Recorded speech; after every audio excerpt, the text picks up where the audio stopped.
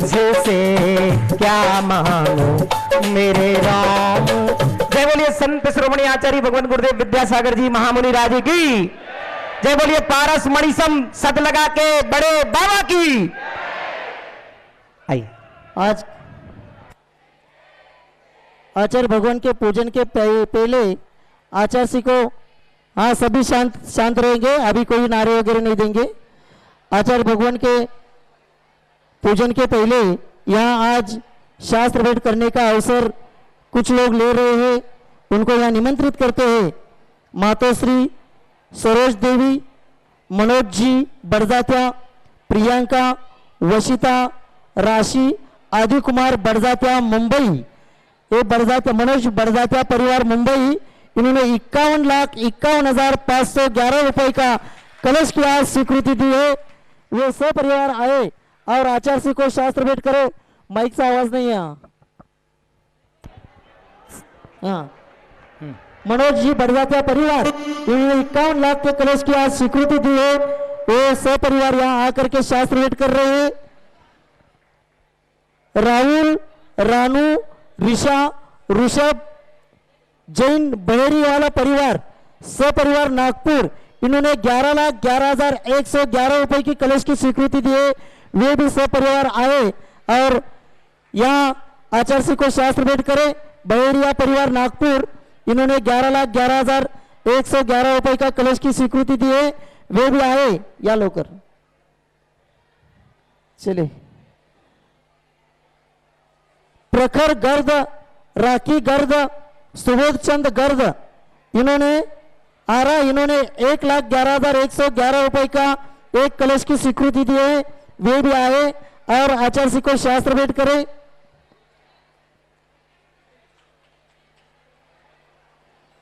नवनीत, मोनिका जैन, राशि जैन मुंबई, इन्होंने भी 1,11,111 रुपए की एक कलश की स्वीकृति दी है। वे भी आए हैं। आपका नया है नाव लिहून घ्या त्यांच्याकडं। नवनीत मोनिका जैन, विरम वीरिया जैन मुंबई, वो भी आए और आचार्य जी को शास्त्र भेंट करें। कमलाबाई ओंकार सा गोरे, सुरेश ओंकार सा गोरे, स्मिता सुरेश गोरे, इन्होंने ही 1,11,111 रुपए की एक कलश की स्वीकृति दी है। वे भी आए और आचार्य जी को शास्त्र भेंट करें। वाकड़ पूना जैन समाज, वाकड़ पूना जैन समाज, इन्होंने भी 1,11,111 रुपए की एक कलश की स्वीकृति दी है। उनके 2 प्रतिनिधि, वाकड़ जैन समाज के केवल 2 प्रतिनिधि आएंगे और आचार्य जी को शास्त्र भेंट करेंगे। गौरव अशोक जैन, मनीषा जी, शशि जी, अशोक जी जैन, वाकड़ पुणे, इन्होंने भी 1,11,111 रुपए की कलश की स्वीकृति दी है। वे भी आए और आचार्य जी को शास्त्र भेंट करें।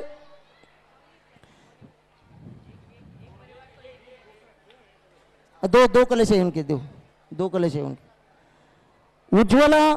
उज्ज्वला प्रदीप जैन, नेहा नीलेश जैन औरंगाबाद, इन्होंने भी एक जालना औरंगाबाद, इन्होंने एक कलश लिया है। 1,11,000 के कलश की स्वीकृति दी है। वे भी आए और आचार्य जी को शास्त्र भेंट करें।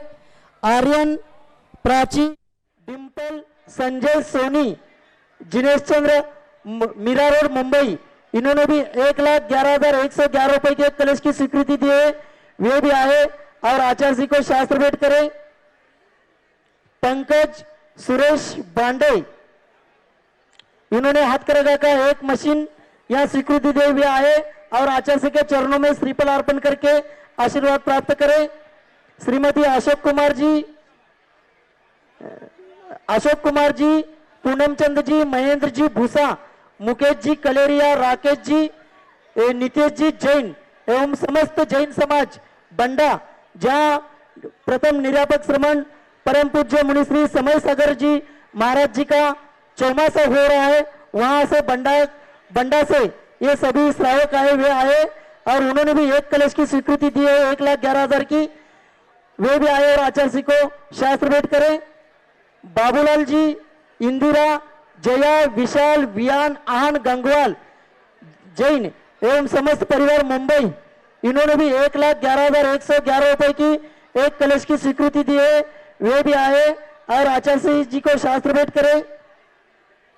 मीनाक्षी केदारजी मेहता, मयंक रुचि सलोनी, मेहता परिवार हैदराबाद निवासी, मेहता परिवार हैदराबाद निवासी, माइक नहीं, आवाज नहीं है, हैदराबाद निवासी, इन्होंने 1,11,111 रुपए का एक कलश की स्वीकृति दी है। वे भी आए और आचार्य जी को शास्त्र भेंट करें। महावीर प्रसाद प्रकाश चंद मित्तल पुणे, ब्रह्मचारी गायत्री दीदी, इन्होंने भी 1,11,111 रुपए की एक कलश की स्वीकृति दी है। वे भी आए और आचार्य जी को शास्त्र भेंट करें। सौ राणी यतींद्र जैन, विक्रांत आयुषी निवासी सुसगांव पुणे, इन्होंने हाथकरघा का एक मशीन दान राशि स्वीकृति दी है।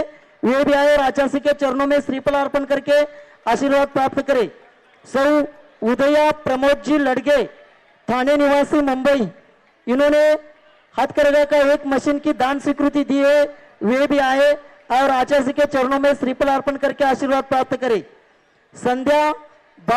संध्या बाबूलाल जी जैन, अभिषेक राजेंद्र जैन, राणा कामटी नागपुर, इन्होंने भी एक कलश की स्वीकृति दी है। वे भी आए और आचार्य जी को शास्त्र भेंट करें। विजय जैन, रीना जैन, कनिष्का जैन, विश्वास आड़े नागपुर, इन्होंने हाथकरघा का एक मशीन की स्वीकृति दी है। वे भी आए और आचार्य जी के चरणों में श्रीफल अर्पण करके आशीर्वाद प्राप्त करें। सौ सुनीता सागर जी जैन, उज्जैन निवासी, इन्होंने भी हाथकरघा का एक मशीन की दान स्वीकृति दी है। वे भी आए और आचार्य जी के श्री चरणों में श्रीफल अर्पण करके आशीर्वाद प्राप्त करें। कल एक तारीख को परम पूज्य निस्वार्थ सागर महाराज जी आदि 24 महाराज जी का दीक्षा दिवस है और यहाँ उसमें से परम पूज्य मुनिश्री निरामय सागर महाराज जी विराजमान है। उनका दीक्षा दिवस का कार्यक्रम यहाँ होना है, आप सभी लोगों को आना है। परम पूज्य मुनिश्री निरामय सागर महाराज जी के गृहस्थ जीवन के पिताजी यहाँ पर आए, वे भी आए और आचार्य जी के श्री चरणों में श्रीफल अर्पण करके आशीर्वाद प्राप्त करें। ब्रह्मचारी मनीष भैया हिंगोली बंडा, ये भी यहाँ आए, वे भी आए और आचार्य जी के चरणों में श्रीफल अर्पण करके आशीर्वाद प्राप्त करें। उज्जैन मध्य प्रदेश से महिला मंडल आया है, आप जहाँ हैं वहीं से आचार्य जी को नमस्तु करेंगे, उज्जैन महिला मंडल, और आशीर्वाद प्राप्त करेंगे। कारंजा सैतवाल महिला मंडल, इन्होंने 21,121 रुपए की दान राशि दी है, उनको भी बहुत बहुत धन्यवाद। जहां जहां से आए, अनेक गांवों से, अनेक शहरों से आज यहाँ आचार्य जी के चरणों में भक्तगण आए हैं, उन सभी को निवेदन है, सभी लोगों की इच्छा यहाँ आने की है, लेकिन सभी लोगों से निवेदन है आप जहां पर हो वहीं से सब लोग नमस्तु करेंगे और आचार्य जी का आशीर्वाद प्राप्त करेंगे। पूजन प्रारंभ करते हैं सभी लोग। पैसे दे लेते ना क्या सभी लोग? चाची है, हाँ सभी लोग, हाँ भैया नाम क्या है?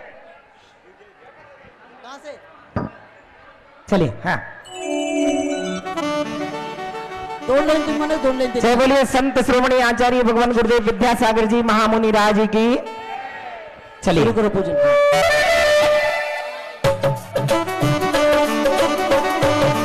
हे पिछी प्यारी लागे का मंडल प्यारा लागे, हे पिछी प्यारी लागे का मंडल प्यारा लागे, जिनकी सूरतिया मन भावन, जिनकी सूरतिया मन भावन, मैं तो बारी बारी जाऊं रे, वो गुरुवर में तो बारी बारी जाऊं रे।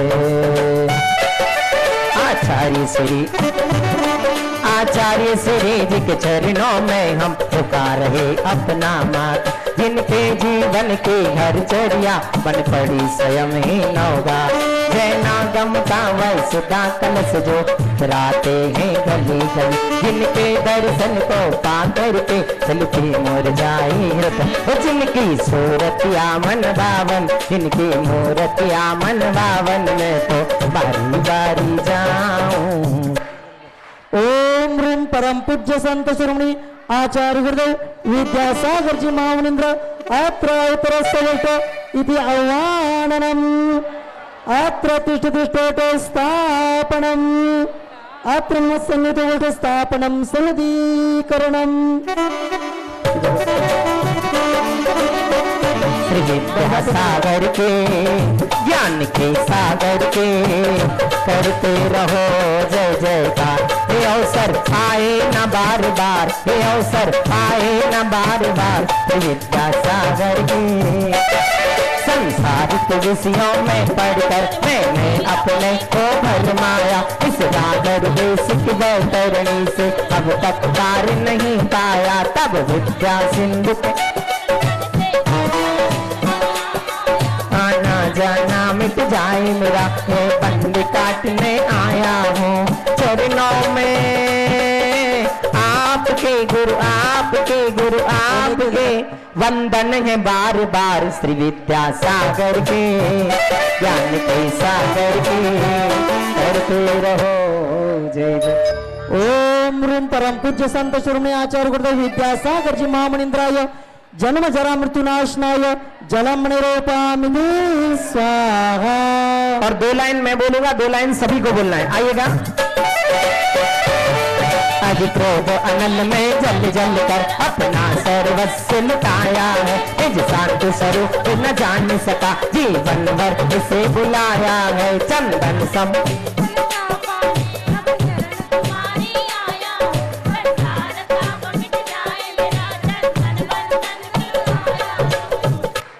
ओम रूम परम पूज्य संत शिरोमणी आचार्य गुरुदेव विद्यासागर जी महामुनींद्राय संसार ताप नाशनाय चंदनम निरूपामिति।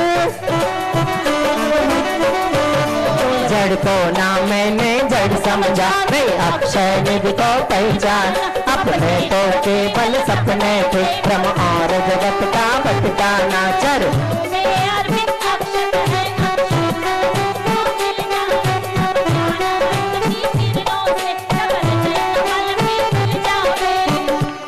ओम रूम परम पूज्य संत शिरोमणी आचार्य गुरुदेव विद्यासागर जी महामुनींद्राय अक्षय बल प्राप्तय अक्षतम निरूपामिति। इन विषय भोग के मदिरा पे मैं अनासता से मतवार। प्रश्ना तो प्राप्त करें जितने उतने बढ़ती इच्छा ज्वाला। मैं काम भाव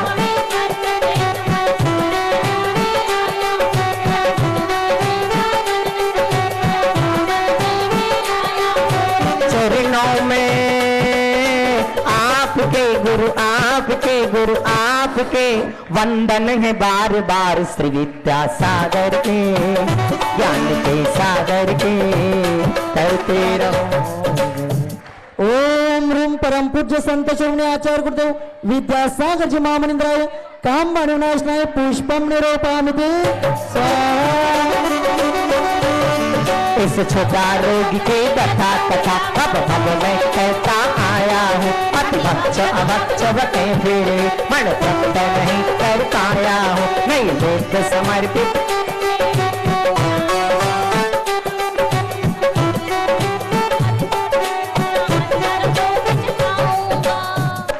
ओम रूम परम पूज्य संत शिरोमणी आचार्य गुरुदेव विद्यासागर जी महामुनींद्राय क्षुधार विनाशनाय नैवेद्यम निरूपामिति स्वाहा। मोहे अंधकार से व्याकुल हो, तुझको ना मैंने पहचाना। मैं ये दीप समर्पित है मुनिवर, मेरा तब दूर भगा देना तुम।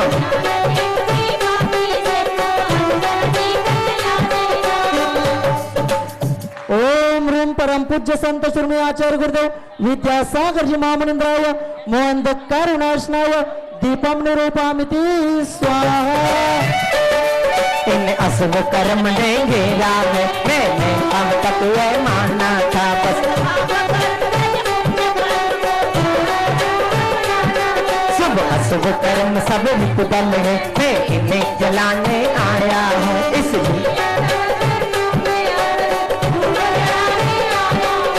चरणों में आपके गुरु, आपके गुरु, आपके वंदन है बार बार श्री विद्यासागर के, ज्ञान के सागर के, करते रहो जय जयकार। ओम ह्रीं परम पूज्य संत शिरोमणि आचार्य गुरुदेव विद्यासागर जी महामनिंद्राय अर्थकर्म दानाय धूपम निरूपयामि। और अब फल चढ़ाने के लिए सभी लोग अपने हाथों का फल बनाएं, अपने स्थान पर बैठे बैठे। आइए। भोगों को इतना भोगा कि खुद को ही भोग बना डाला।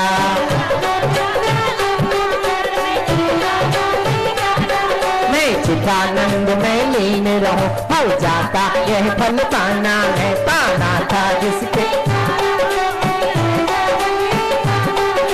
चरणों में गुरु आपके आज वंदन है बार बार श्री विद्यासागर के, ज्ञान के सागर के, करते रहो जय। ओम ह्रीं परम पूज्य संत शिरोमणि आचार्य गुरुदेव विद्यासागर जी महामनिंद्राय अनर्घ्य प्राप्तये अर्घ्यं निरूपयामि। मोक्ष फल फल फल फल फल महामोक्ष बल प्राप्त फलम निरूपयामि।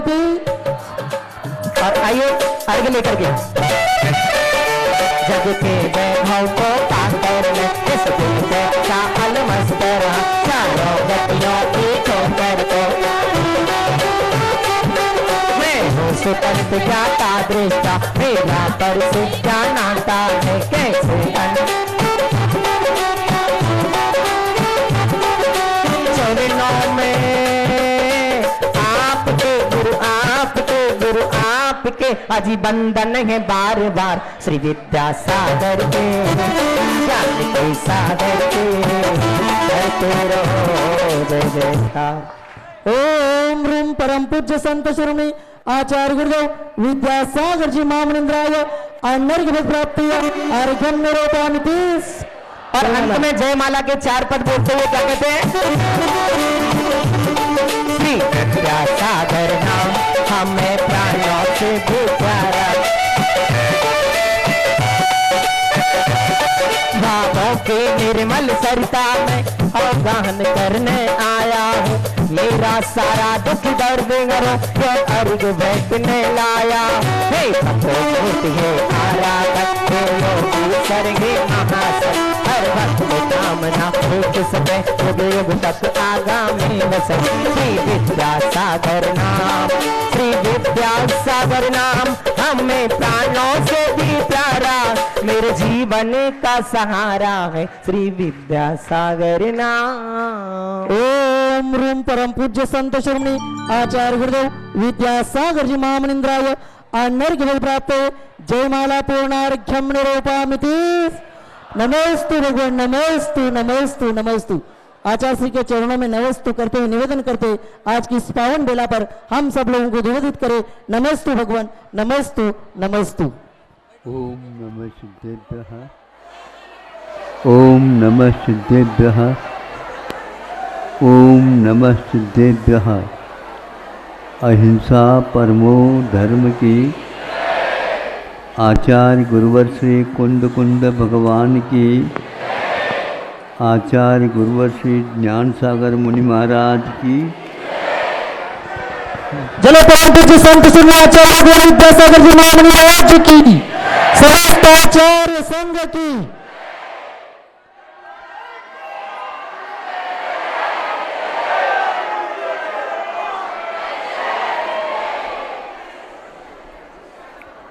यहाँ इस गांव की गलियाँ बहुत सक्रिय है,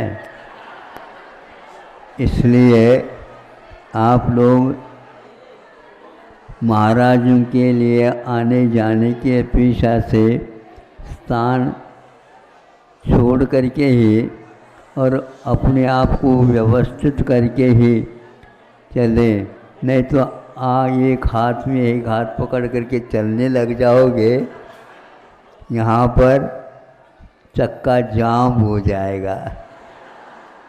इसलिए शांति के साथ आप लोग सब दर्शन करेंगे, एक पंक्तिबद्ध खड़े हो करके, तो इससे सब लोग लाभान्वित होंगे, क्योंकि उस समय सब लोग प्राय करके भूल जाते हैं हम कहाँ आए।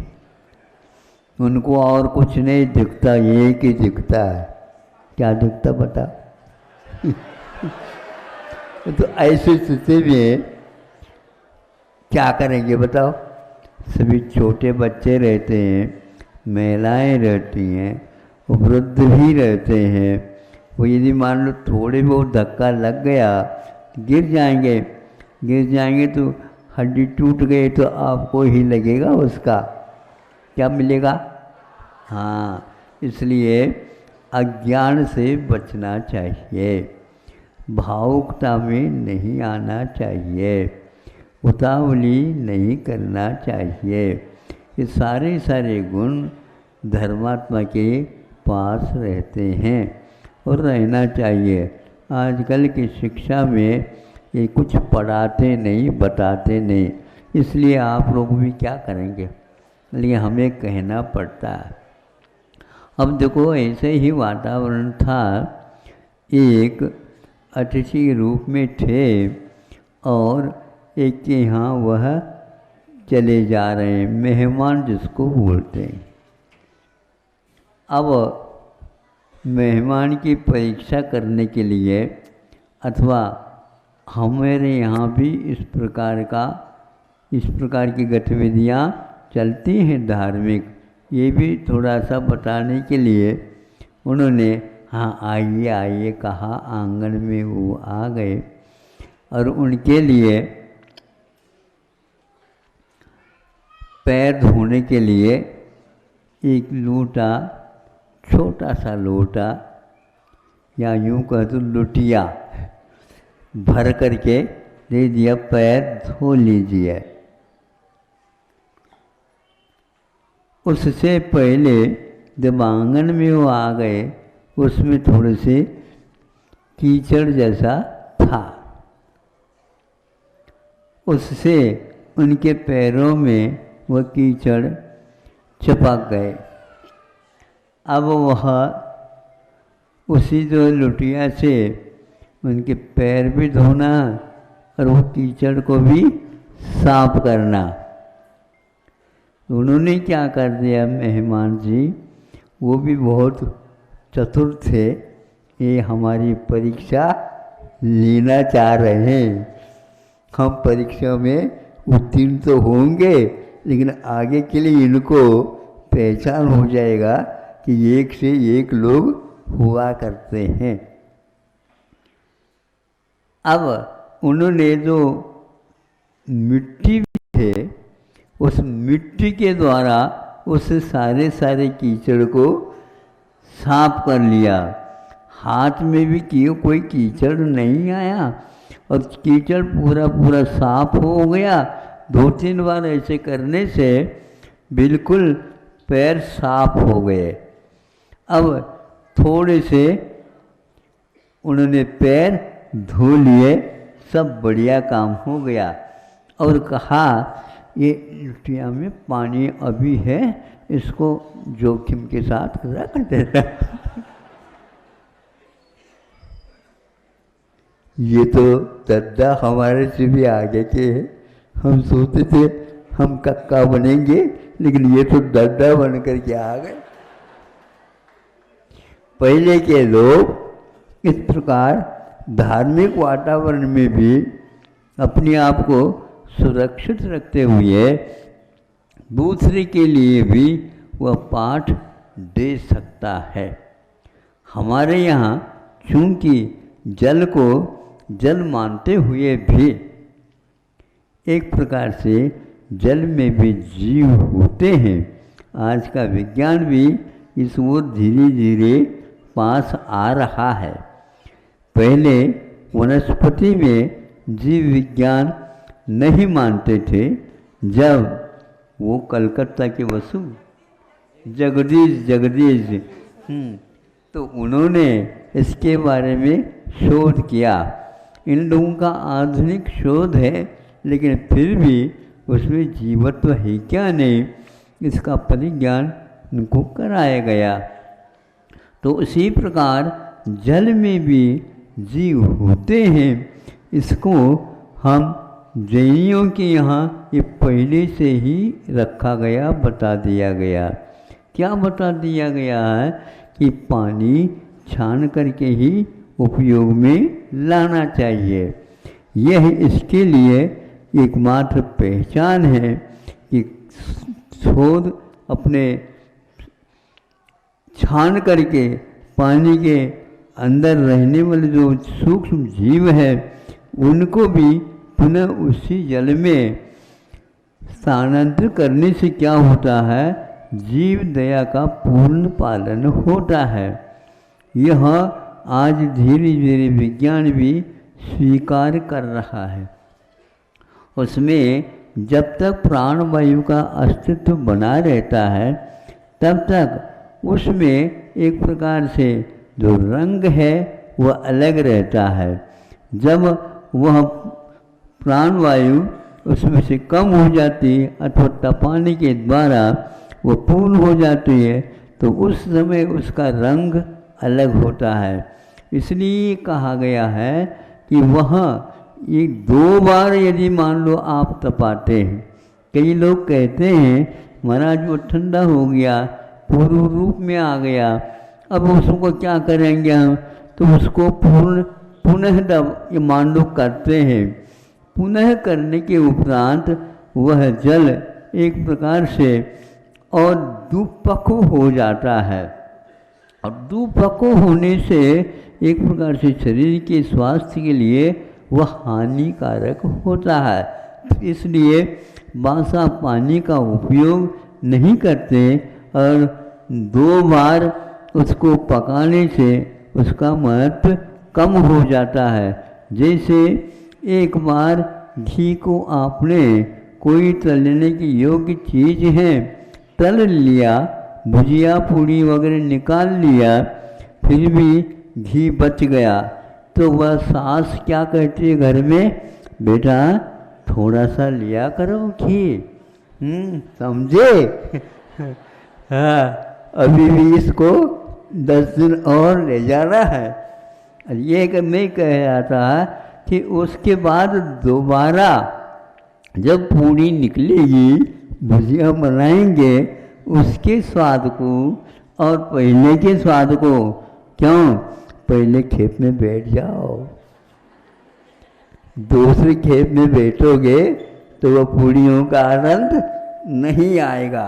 तो ये क्या कह रहा है, ये कह रहा है कि छानने की अपेक्षा से तो उसका जीवन तो बना रहता है, किंतु एक बार उसको गर्म कर दिया, बार बार गर्म करने से वो गड़बड़ होता है। अब देखो सुबह की रोटी को शाम को आप ठंडी हो गई, अब क्या करें, बघार दो। बघार समझते हो, हाँ, फाणगी हथले अंदर कर्नाटक में फाणगी हथले कडका कडका फोडणी म्हणतात त्याला।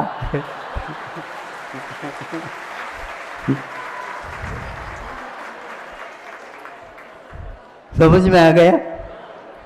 ऐसा ये धार्मिक विषय समझना चाहिए। तो पहले के लोग इससे बहुत अवगत रहते थे, बच्चों को भी सिखाते थे, उसके स्वाद में भी अंतर आता है। इसी प्रकार जल का स्वाद भी होता है कि उसमें भी अंतर आ जाता है। इसके कारण आज वर्तमान में जल को तो उपयोग में लाते हैं, छानने की पद्धति समाप्त हो गई। दूसरा, उसको गर्म करने की जो पद्धति रहती थी वह विषाक्त न हो, ज़्यादा उसको तपाने से और उबालने से, बार बार उबालने से उसमें जो सत्व है, जो हानिकारक तत्व उसमें आ जाते हैं और वह प्राण को जो स्फूर्ति देने वाले तत्व है वो नष्ट हो जाते हैं।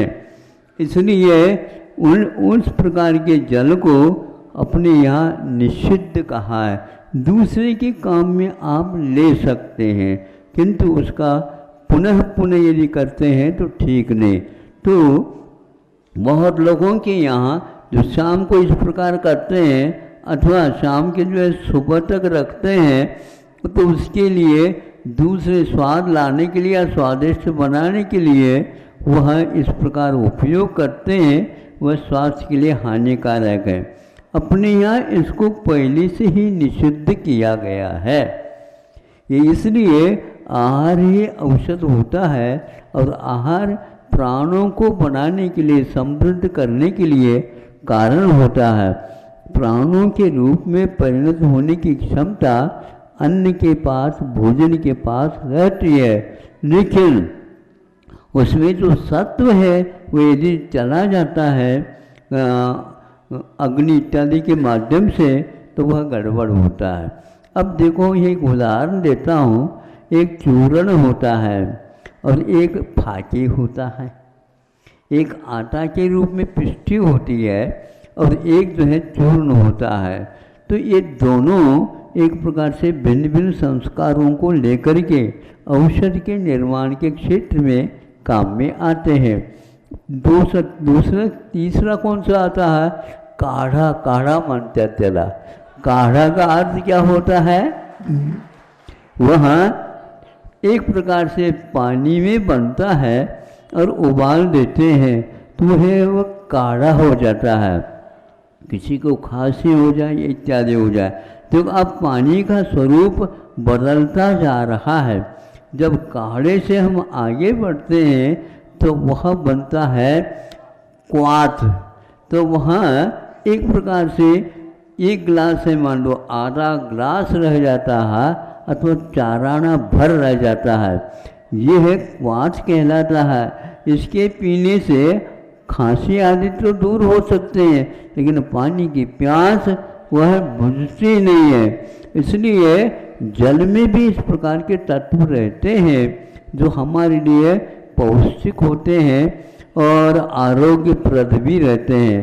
तो औषधि के लिए क्वाथ तो बताया लेकिन पीने के लिए वह औषधि के रूप में लो, उसको किसी प्रकार से जल के रूप में मत लो। इसीलिए बच्चों को भी कह देना चाहिए, आज का जो जल आता है जो शीशी में बोतल में भर भर करके आता है उसमें अनेक प्रकार के तत्व है, कोई तत्व वगैरह रहते नहीं, लेकिन वह तत्व एक प्रकार से हमारे शरीर के लिए लाभप्रद है अथवा हानि नहीं करते हैं।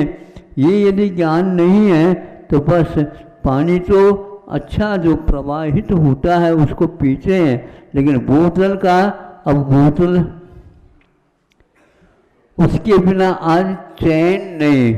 लेकिन हमारा कहना है ये धीरे धीरे रोग के लिए कारण होते जा रहे हैं। ये हमारा अविवेक है अथवा विदेशी शिक्षा का फल है। विदेशी शिक्षा में यही होता है, वह कब छाना क्या नहीं, ये कोई भी ज्ञान नहीं रहता। उसमें जीव रहते हैं, उसको छानते नहीं हैं तो हमारे लिए सीधे पीते हैं तो निश्चित रूप से हानिकारक होते हैं। पेट में योनिस्थान बनने में देर नहीं लगता। पेट में यद्यपि जठराग्नि रहती है फिर भी हम उसको सुरक्षित रखेंगे तो ये काम में आता है। पेट में जाने के उपरांत जो आपने भोजन किया है उसमें क्या होता है कि सचित यानी जिसके जीवत्व है उसका यदि सम्मिश्रण होता है तो वहाँ पर जीवों की भी उत्पत्ति हो जाती है। इसलिए बिरल का विधान किया गया है। बिरल दाल ले लो तो कोई बाधा नहीं है, लेकिन दाल को यदि हम मठा है या दही है इसके साथ लेते हैं तो भीतर जा कर के वह जीवों की उत्पत्ति में कारण हो जाता है। अपने यहाँ घी तो अभक्ष नहीं कहा, लेकिन मक्खन को, नवनीत को अभक्ष क्यों कहा? क्योंकि उसमें अंतर्मुहूर्त के उपरांत निश्चित रूप से लट जो द्विंद्रिय आदि जीव हैं उनकी उत्पत्ति हो जाती है। उसको चीज़ें हम ले लेंगे तो जीव सहित होने से रोग होने की संभावना रहती है। संभावना के पक्षी बात है, वो हो ही जाते हैं। उसको दूर करने के लिए अपने पास कोई औषध नहीं है, अपने पास और कोई रास्ता नहीं है। इसलिए आप लोग जीव विज्ञान के बारे में भी तो जानकारी लिया करो। केवल दवाई लेने से कुछ नहीं होता, किंतु उससे क्या हो रहा, क्या हानि हो रही है, क्या लाभ मिल रहा है, ये ज्ञान सामान्य विज्ञान में हमें दिया जाता था। आज तो आप लोग